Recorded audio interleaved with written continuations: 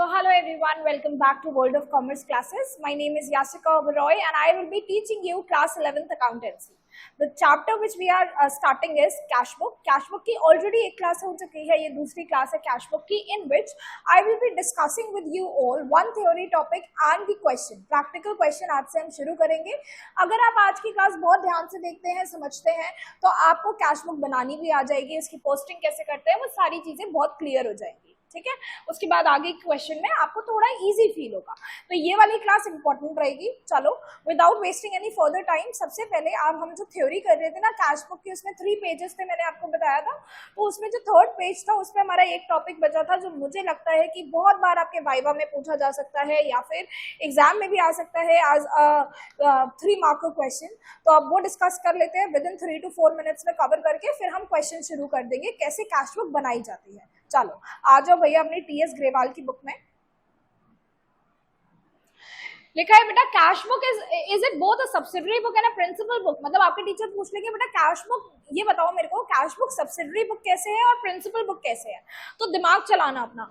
Subsidiary books का मतलब होता है जब हम जर्नल ना मेंटेन करके सारी ट्रांजैक्शन की अलग अलग बुक मेंटेन करते हैं. क्रेडिट परचेजेस के लिए परचेज बुक, क्रेडिट सेल्स के लिए सेल्स बुक, कैश की ट्रांजैक्शन के लिए कैश बुक करते हैं और उसमें ही बैंक की ट्रांजैक्शन भी आ जाती है अगर दो कॉलम वाली कैश बुक बनती है हमारी.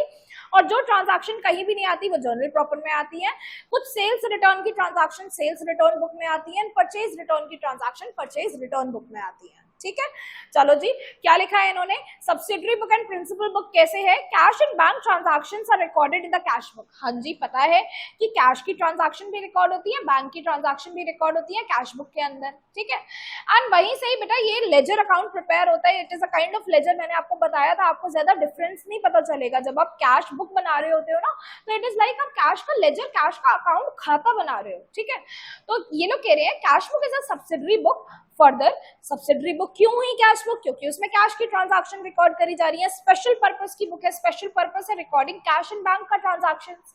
फिर cash book by itself is a cash account and bank account. नाम ये बात तो आपने हमें पहली क्लास में ही बता दी थी कि कैश बुक एक तरीके का कैश या बैंक का अकाउंट ही होता है.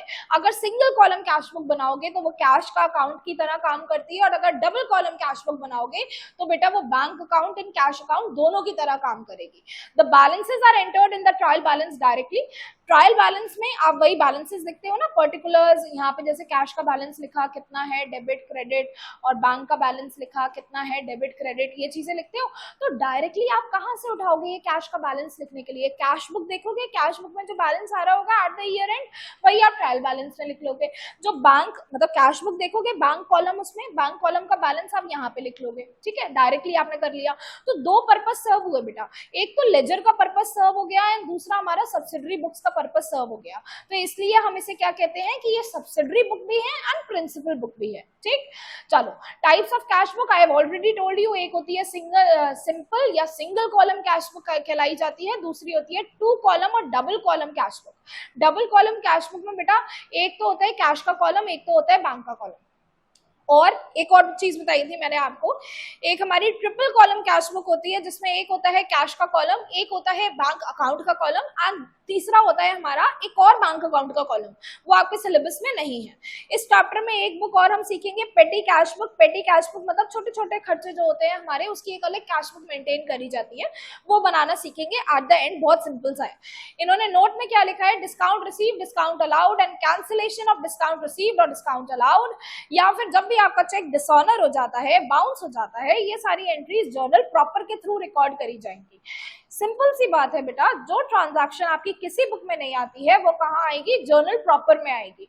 जर्नल प्रॉपर में कौन सी ट्रांजैक्शंस आएंगी जो किसी भी बुक में फिट नहीं हो सकती, ना ही कैश, ना ही परचेज, ना ही सेल, ना ही परचेज रिटर्न, ना ही सेल्स रिटर्न, वो आपकी जर्नल प्रॉपर में आ जाएगी. चलो ये तो हो गया थ्योरी टॉपिक जो मुझे आपको पढ़ाना था. ये इंपॉर्टेंट इसलिए क्योंकि बहुत बार वाइवा में पूछा जाता है और आपका अलग से क्वेश्चन बन के भी 2 या 3 नंबर में आ सकता है. अब हम शुरू करेंगे क्वेश्चन करना अपने. ठीक है, चलो मैं 1 मिनट का पॉज कर रही हूँ और आ रही हूँ वापस. आप भी जल्दी जल्दी क्वेश्चंस खोल लीजिए अपने एंड वो करना शुरू करते हैं. अभी हम ना बेटा पहले करेंगे क्वेश्चन नंबर 2.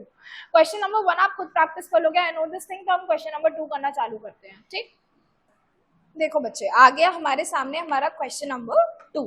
ठीक है, टीएस ग्रेवाल बुक है, हो सकता है वर्जन के अकॉर्डिंग आपकी बुक में एक क्वेश्चन आगे एक क्वेश्चन पीछे हो, ज्यादा अंतर नहीं होगा। अब इसे करना कैसे है ये सुनो। फॉर्मेट तो मैंने बना लिया, फिर मना मेरे को टाइम लगता, ठीक है, वीडियो का ड्यूरेशन बढ़ता। लिखा है बच्चे, prepare simple cash book. Simple cash book मतलब सिंगल कॉलम वाली कैश बुक किसकी बनानी है? गुरमान की बनानी है। तो आप इसमें शुरुआत कैसे करें? आप किसकी बुक्स बना रहे हो? गुरमान की। सो आप लिखोगे इन दी बुक्स ऑफ गुरमान। क्या बना रहे हो बेटा? गुरमान की बुक में कैश बुक बना रहे हो, कैश बुक लिख दो। अब मन है आपका ब्रैकेट में सिंगल कॉलम लिखना है तो लिखो, अदरवाइज कोई बात नहीं। अब आप अपने माइंड में क्या सोचोगे ये देखना। आपने जैसे ही कैश बुक लिखा, आपको बस ये सोचना है कैश क्या है हमारी? कैश है हमारे लिए असेट। असेट का बैलेंस क्या होता है बेटा? जब जब बढ़ेगा डेबिट होगा, जब जब कम होगा क्रेडिट होगा। लिख लो भाई, कोई तुम्हारा गलत नहीं करेगा। डेबिट में प्लस लिख लो, क्रेडिट में माइनस लिख लो। अब तुम्हारे दिमाग में ये बात होगी, जब जब कैश आएगी बढ़ेगी वो डेबिट में रिकॉर्ड होगी, एंड जब जब जाएगी क्रेडिट में रिकॉर्ड होगी। वरना कई लोग ये भी बताते हैं कि रिसीट्स मतलब जब भी पैसा आए डेबिट में रिकॉर्ड करो, जब भी पेमेंट्स हो, पैसा जाए कम हो तो क्रेडिट में रिकॉर्ड करो। One and the same thing. बनेगा क्या बेटा फॉर्मेट में? देखो, डेट बनी पहले तो, डेट पर्टिकुलर्स, यहां पे भी डेट पर्टिकुलर्स। उसके बाद मैम हमें ये भी पता है अमाउंट का कॉलम होगा। वेरी नाइस, आपको तो पता है ये चीज, अमाउंट का कॉलम होगा। अब दो कॉलम और बचे, यहाँ क्या बनेगा बेटा? यहाँ ना मैंने ये याद रखना कि सब्सिडरी बुक किसकी तरह होती है? लेजर की तरह। तो इनका भाई लेजर है तो ये लेजर फोलियो का एक कॉलम बनाती है। अमाउंट के साथ लेजर फोलियो का एक कॉलम बनाएंगी। दूसरा कॉलम एक नया आया है यहाँ पे, वाउचर नंबर का, जो अभी तक आपने नहीं पढ़ा। Voucher number. अब वाउचर नंबर ट्रांजैक्शन के लिए लिखना होता है, आपके सिलेबस में नहीं है, 11th-12th में आपको लिखने की जरूरत नहीं पड़ेगी, बट यही है फॉर्मेट में तो बनाना ही है तो आपको लिखना है, ठीक। Date, particulars, voucher number, ledger folio and amount. Date, particulars, voucher number, ledger folio and amount. एक बार मेरे साथ बोलो, फॉर्मेट बच्चे भूल जाते हैं एग्जाम में, याद नहीं रह पाता उन्हें, कहते हैं इतने सारे फॉर्मेट हो गए। Date, particulars, voucher number, ledger folio, amount. Date, particulars, voucher number, ledger folio and amount, ठीक है। कैश बुक है, that means debit to increase and credit the decrease. So debit में तब रिकॉर्ड होंगी चीजें जब कैश आएगी, एंड क्रेडिट में तब रिकॉर्ड होंगी जब कैश जाएगी। सिंपल सी बात है। ट्रांजैक्शन रिकॉर्ड करना चालू करें। देखो, एक मैं आपको बात बताऊंगी बेटा, एकदम अगर आपको आ ही नहीं रहा है बिल्कुल क्वेश्चन, तो आप जिस तरीके से कर सकते हो वो तरीका भी बता दूंगी। अदरवाइज अगर आपको जर्नल अच्छे से आता है तो आगे की कहानी बहुत स्मूथ चलने वाली है। अब सुनो मेरी बात ध्यान से। 2023 ईयर चल रहा है यहाँ पे क्वेश्चन में। सबसे पहले ईयर उतार दिया मैंने, 2023, ठीक है। पहली ट्रांजैक्शन है 1 अप्रैल की। कहाँ डेट लिखे मैम? इधर या इधर? रुक जाओ भैया, एनालाइज तो कर लो ट्रांजैक्शन। गुरमान ने कमेंस करा business introducing cash 2 lakh. 2 lakh का कैश आया है बिजनेस में। मैम कैश आया है, डेबिट में रिकॉर्ड कर दीजिए। चलो आया है, डेबिट में रिकॉर्ड कर दूं। कौन सी डेट है? 1 अप्रैल डेट है, और डेबिट में मैंने लिख दिया 2 लाख। और ये याद रखना बेटा, डेबिट में टू वाली चीजें लिखी जाती है, क्रेडिट में बाय वाली। लेकिन बेटा टू के आगे क्या लिखूं? मैम गुरमान ने बिजनेस शुरू करा है, मतलब वो कैपिटल लाया है, तो आप कैपिटल लिखिए। अब ये वो बच्चे कहेंगे जिन्होंने बहुत अच्छे से जर्नल पढ़ा है और उन्हें याद है। अगर आपको जरा सा भी कंफ्यूजन हो, इस एंट्री का आप बनाइए जर्नल रफ में। इस एंट्री का जर्नल क्या बनेगा? गुरमान ने बिजनेस शुरू करा, तो जर्नल होगा कैश डेबिट टू गुरमान। कितना बेटा? 2 लाख, 2 लाख। अब बिल्कुल जैसे लेजर में पोस्टिंग करते थे वैसे ही मानिए कि आप ये कैश बुक नहीं, कैश का अकाउंट बना रहे हैं, तो आप कैश को छुपा दीजिए, उसे मत देखिए। क्या दिख रहा है आपको? सॉरी मैंने एक गलती कर दी, गुरमान तो कैपिटल ला रहा है ना, सॉरी। हाँ जी, तो एंट्री बनी cash account debit to capital 2 lakh, 2 lakh. तो आप कैश को मत देखिए, आप क्या देखेंगे? टू कैपिटल एग्जैक्ट लिखेंगे, 2 लाख रुपीज। समझे? 2 तरीके बताए बच्चे मैंने। एक तो आपने ट्रांजैक्शन पढ़ा कि गुरमान ने बिजनेस शुरू करा, 2 लाख रुपए से कैश लाके, आपका दिमाग चला बिजनेस में कैश आया है, मतलब कैश बढ़ा है बिजनेस में, तो हम इसे डेबिट में रिकॉर्ड करेंगे। वेरी नाइस, आपने अमाउंट ढूंढ ली, ठीक है। अब आपको लगा यार किस नाम से रिकॉर्ड करेंगे? गुरमान ने बिजनेस शुरू करा, वो तो प्रोप्राइटर है, उसका नाम तो आएगा नहीं, तो आप कैपिटल लिख दोगे, ठीक है, उसकी जगह पे। अगर इतना भी दिमाग ना चले तो सबसे पहले आप बनाइए जर्नल एंट्री, जैसे मैंने आपको यहाँ बताया, cash account debit to capital account. अब पोस्टिंग का हो रही है कैश बुक में ही, तो कैश का ट्रांजैक्शन काट दो, मतलब कैश वाली साइड काट दो। दूसरी साइड क्या दिख रही है बच्चे, to capital 2 lakh, to capital 2 lakh exactly दिया। ठीक है, इस वाले क्वेश्चन में थोड़ा ऐसे बता रही हूँ कि आपको अच्छे से समझ आ जाए, अदरवाइज मैं अपनी फर्स्ट वाली अप्रोच ही लेके चलूंगी। मान रही हूँ कि बहुत अच्छे से आपको जर्नल आता है। ठीक, नेक्स्ट अप्रैल 4 का ट्रांजैक्शन है, purchase the following asset for business. भैया कंप्यूटर खरीदा 16,000 का बिजनेस के लिए, फर्नीचर खरीदा है, मशीनरी खरीदी है, पेमेंट करा है चेक के थ्रू। चेक के थ्रू पेमेंट करा मतलब बेटा बैंक से पैसे गए, मानते हो मेरी बात? क्या बैंक की ट्रांजैक्शन अभी सिंगल कॉलम कैश बुक में आएंगी? यहाँ सिर्फ कैश का कॉलम बन रहा है, मतलब आप बिल्कुल अपने दिमाग में ये बात एकदम क्लियर रख के चलना, हमारे गल्ला जो दुकान का गल्ला है वो कैश बुक है। ठीक है, और जो हमारा बैंक का अकाउंट है उसमें बैंक कॉलम आएगी कैश बुक में, तो वो अभी हम नहीं कर रहे हैं। हम कैश बुक में कौन सी ट्रांजैक्शन रिकॉर्ड करेंगे जो सिर्फ दुकान के गल्ले से रिलेटेड है। तो हमने खरीदी तो बहुत सारी चीजें बेटा, लेकिन इसका पेमेंट चेक के थ्रू करा है, बैंक के थ्रू करा है, तो क्या ये हमारे कैश के गल्ले में आएंगी? क्या ये हमारे कैश कॉलम में आएंगी? नहीं आएंगी। ठीक है, क्यों नहीं आएंगी? बिकॉज बैंक का ट्रांजैक्शन है यहाँ पे। ठीक, I hope I am done with this and आपको ये क्लियर है। आगे बढ़ते हैं। अप्रैल 6 में लिखा है purchase goods from Bhushan in cash. हमने गुड्स खरीदे हैं, कैश में खरीदे हैं। मैम ये ट्रांजैक्शन तो आएगा ना? हाँ जी आएगा। तो आप ये बताओ, गुड्स खरीदे, कैश में खरीदे, कितने के? 40,000 के गुड्स खरीदे हैं बेटा। कैश आया या कैश गया बिजनेस से? कैश गया मैम, कुछ खरीदा है, वेरी नाइस, मतलब क्रेडिट में ट्रांजैक्शन आएगी। कौन सी डेट है? 4 अप्रैल है। क्रेडिट में आएगी, अमाउंट लिख दी 40,000, लेकिन मैम बाय में लिखें क्या? क्या भूषण का नाम लिख दें? क्या लिखें? तो बेटा एनालाइज करो ट्रांजैक्शन को। परचेज करी है हमने भूषण से कैश में, इसकी क्या एंट्री बनती थी अपने दिमाग में ही बना लो, परचेजेस टू कैश। कैश को मारो गोली, क्या दिख रहा है? By purchases. तो लिखो जी बाय परचेजेस, समझे? और जो समझदार नहीं समझे उनके लिए मैं जर्नल भी बना देती हूँ, परचेजेस टू कैश 40,000।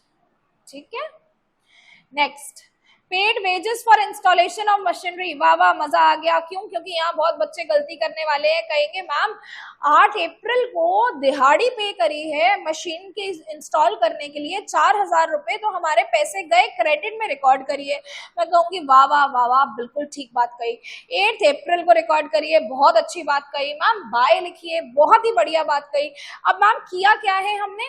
तो मैम एंट्री होनी चाहिए, हमने इनके लिए इंस्टॉलेशन चार्जेस पे करे, वेजेस पे करिए इंस्टॉलेशन के लिए, तो एंट्री होनी चाहिए वेजेस टू कैश, तो आप बाय वेजेस कर दीजिए।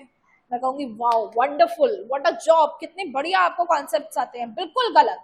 क्यों गलत? देखो, जब भी अभी हमने जर्नल में ही पढ़ा था, नई मशीन लाए, तुमने उसे इंस्टॉल करवाया, तब तक के जितने भी खर्चे होंगे वो सारे खर्चे कैपिटल नेचर के माने जाएंगे। उसे मशीन की अमाउंट में कैपिटलाइज करना होगा। मतलब आपकी फॉर एग्जांपल 1 लाख की मशीन है, तो 4,000 रुपए दिहाड़ी पे करी उसे इंस्टॉल करने के लिए, अभी वो यूजेबल कंडीशन में नहीं आई है, तो वो 4,000 रुपए बच्चे मशीन में ही डालो। तो आप ये बाय वेजेस नहीं लिखोगे, बाय मशीन लिखोगे। इसकी एंट्री मैं बताऊं आपको, इसकी एंट्री होगी जी machinery account debit 4,000 to cash 4,000। ठीक, कैश को छुपाइए और बाय मशीनरी 4,000 लिख दीजिए। समझ आई बात? ठीक है, आगे बढ़े। अप्रैल 12 ने लिखा है कंप्यूटर के रिपेयर चार्जेस। अब यहाँ पे नहीं बोला है भैया कंप्यूटर पहले का होगा, हम कोई सपने थोड़ी देख रहे हैं जो हम मानेंगे कि अभी अभी का कंप्यूटर है। तो कंप्यूटर को रिपेयर कराया है, फिर से पैसे जा रहे हैं, तो मैम क्रेडिट पे रिकॉर्ड करिए 1,900 रुपए। वेरी गुड, समझ गई मैं आपकी बात, बिल्कुल सही बोल रहे हैं आप। मैम 12 अप्रैल को रिकॉर्ड करिए, एकदम सही। मैम बाय रिकॉर्ड करिए, एकदम सही। क्या लिखूं बच्चे, किस लिए पैसे जा रहे हैं? रिपेयर चार्जेस जा रहे हैं, रिपेयर चार्जेस। आप प्रैक्टिस करो विदाउट जर्नल एंट्री करने का। उसके बाद 15 अप्रैल को क्या हुआ? वेजेस पे करी है, पोस्टेज स्टाम्प्स खरीद के लाए हैं, स्टेशनरी खरीद के लाए हैं, कुछ बोला नहीं है पेमेंट कैसे करी, तो मैं कैश में ही मानूंगी। सब पैसा जा रहा है बेटा। 15 अप्रैल को पैसा जाए जा रहा है, तो क्रेडिट में रिकॉर्ड करेंगे। वेजेस रिकॉर्ड करूंगी 15,000 की, हाँ, बाय वेजेस 15,000। ठीक है, फिर क्या करूं, बोलो जी, purchased postage stamps. Postage stamps को क्या लिखूं, स्टेशनरी लिख दूं या पोस्टेज लिखूं, पोस्टेज का खर्चा लिखते हैं, कितना है 150, ठीक है। उसके बाद जी स्टेशनरी परचेज करी, सो बाय स्टेशनरी कितना है जी, स्टेशनरी 2700 रुपए, 2700, ठीक है जी, डन। नेक्स्ट अप्रैल फॉर 19 का ट्रांजैक्शन है, सोल्ड फॉर कैश, मजा आ जाएगा भाई, ये तुम्हारे लिए हीरो ऑफ द क्वेश्चन हो गया, हीरो है ये, ठीक है। Sold for cash half the goods purchased from Bhushan to Anil, इसका मतलब समझो, हमने जो ऊपर भूषण से गुड्स खरीदे, कितने के खरीदे हैं, 40,000 के खरीदे हैं, इसके हाफ गुड्स हमने अनिल को बेच दिए। जरा दूसरे पेज पे आओ, हाफ भूषण से कितने के खरीदे, 40,000 के, तो इसका हाफ क्या हुआ, 20,000 के गुड्स हुए, ठीक है। ये हमने किसे बेचे बेटा, ये हमने बेचे हैं sales, sold to Anil, Anil को सेल करे हैं। चलो जी मैम, यहां तक तो समझ आ गया, और क्या बोल रहे हैं, एट अ प्रॉफिट ऑफ 25%, इस पे प्रॉफिट लगा लीजिए, ये तो आपका कॉस्ट है ना। तो आप एक बात बताओ, ये वाला फॉर्मूला पढ़ा है ना, SP equals to CP plus profit, याद है ना, 6th क्लास से, I guess 5th 6th class से पढ़ा करते थे। तो ये तो कॉस्ट है, इस पे प्रॉफिट ऐड कर लो 25% का, प्रॉफिट एट द रेट 25%, कैसे निकलेगा लिख भी देती हूँ कुछ होनहार बच्चों के लिए, 25% का साइन ऐसे एंड 20,000, ठीक है बेटा। 25/100 ना हमारा एक तरीके का 1/4 ही होता है, ठीक। तो ये हमारा निकला 5,000।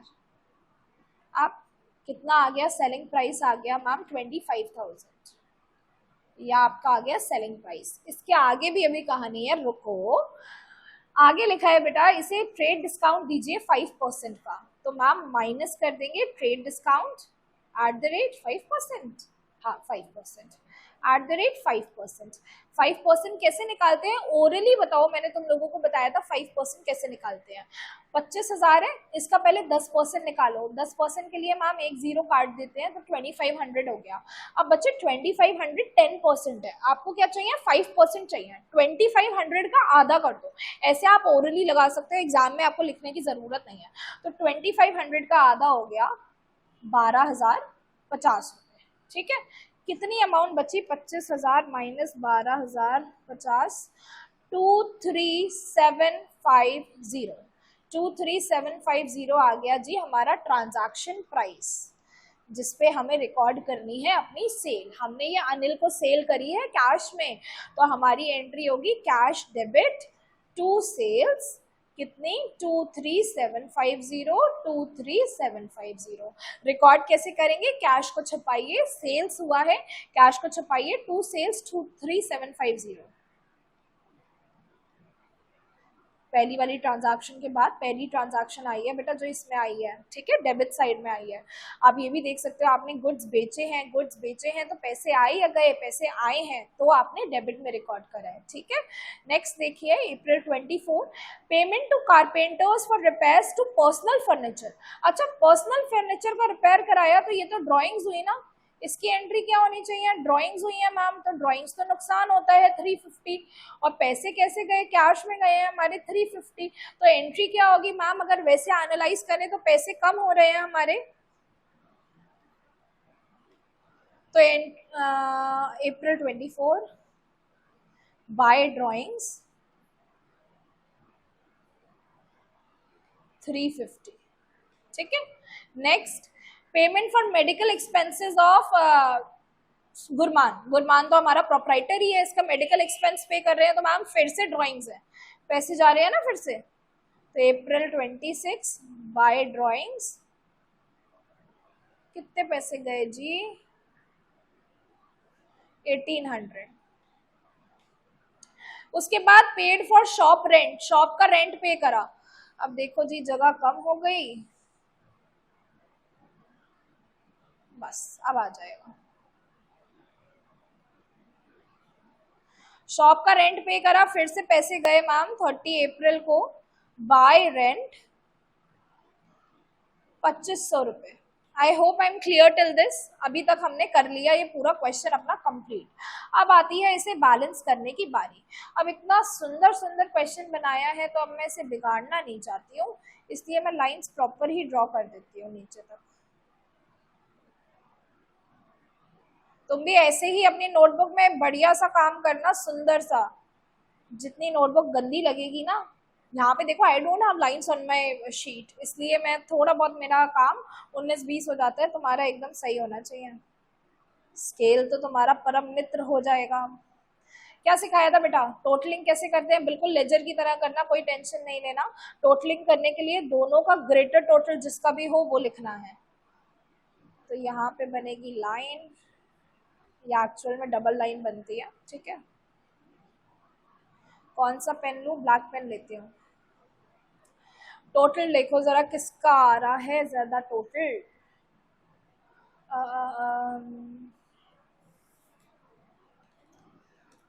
2 लाख प्लस 23750, ये रफ चीज हुई, ठीक है। इसका टोटल आ रहा है 223,750, बाद में रफ कर दूंगी मैं जहाँ का भी ग्रेटर होगा। और क्रेडिट का आ रहा है 40,000 plus 4,000 plus 1,900 plus 15,000 plus 150 plus 2,700 plus 350 plus 1,800 plus 2,500, 68। इसका आ रहा है 68,400।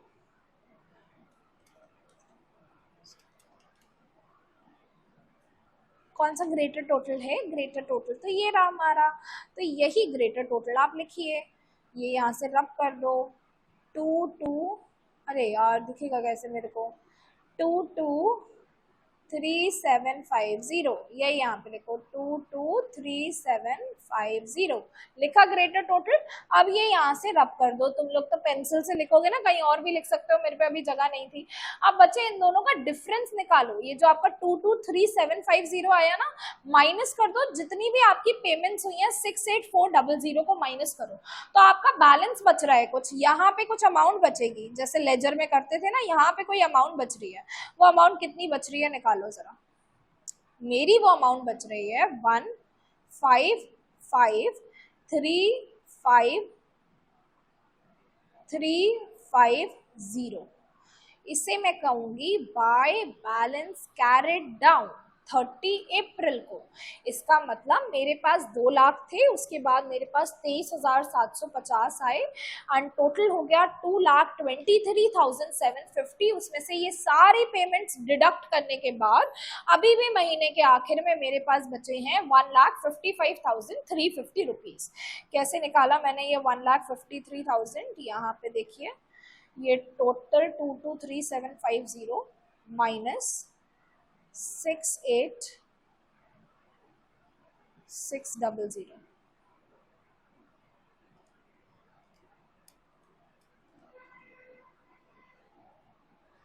नहीं